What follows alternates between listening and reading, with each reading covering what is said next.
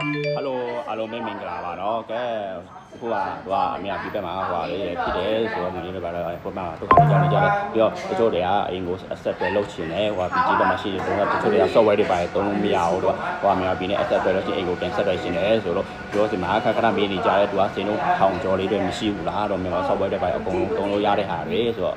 အခုကျွန်တော်ကပြပေးမှာပါเนาะဒီကောင်လေးဆိုတော့အနည်းဆုံးတော့ဒီကောင်လေးဆိုတော့အလုံးတန်းရပါเนาะသူက Oppo A9 ခုရပါเนาะဒီကောင်လေးဆိုအရင်နှလုံးရှိထားပါမယ်เนาะသူ kit ဆိုရင်လည်းများတယ်သူက Samsung ကို256 kit နဲ့ရမယ်เนาะစင်တို့ဆိုရင်သူက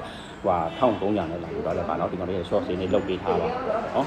short စင်လေးလုတ်ထားပေးရပါဒီကောင်လေးဆိုရင်ဒီက Vivo ထဲရပါเนาะဒီကောင်လေးဆို Vivo Y ခုရပါเนาะသူကဒီကောင်လေးဆိုရင်Samsung 256 kit ထဲရပါเนาะသူကစင်တို့ဆိုရင်ဒီကောင်လေး1300ပဲเนาะအကုန်လုံး1300ပဲထားပြီးမှပြပါเนาะဒီကောင်လေးဆိုရင်တော့ Vivo Y 100i ရပါเนาะဒီကောင်လေးဆိုရင်တော့ RAM 8 256 kit ထားပါပေါ့เนาะဒီကောင်လေးဆိုရင်လည်းသူကစင်လုံး1300နဲ့တပဲထားပြီးမှပြပါเนาะလို့ရှိနေဆိုရင်ကျွန်တော်စမဆက်ပယ်လေးမြတ်လာလို့ရပါတယ်เนาะ PG ဘက်မှာလည်းကျွန်တော်ပို့ပေးပါတော့เนาะပါပဲနေရာမှာဆိုကျွန်တော်ပို့ပေးပါเนาะဒီကောင်စင်လုံးဆိုရင်အကုန်လုံး1300နဲ့လာယူသွားလိုက်ပါเนาะအခုကကျွန်တော် source စင်လေးလုတ်ပေးထားပါလုတ်ပေးလာတာပေါ့เนาะဒီကောင်လေးဆိုရင်တော့အယောင်လေးဆိုရင်တော့ဒီကောင်လေးရှိထားပါမယ်เนาะအတိတ်တရားဆိုရင်တော့သူကအနည်းဆုံးတော့သူကပါလောက်ဆိုရှိမှာပေါ့เนาะ1300 1200အဲ့လောက်တော့ရှိပါတယ်ဒါပေမဲ့သူကြောက်ကီ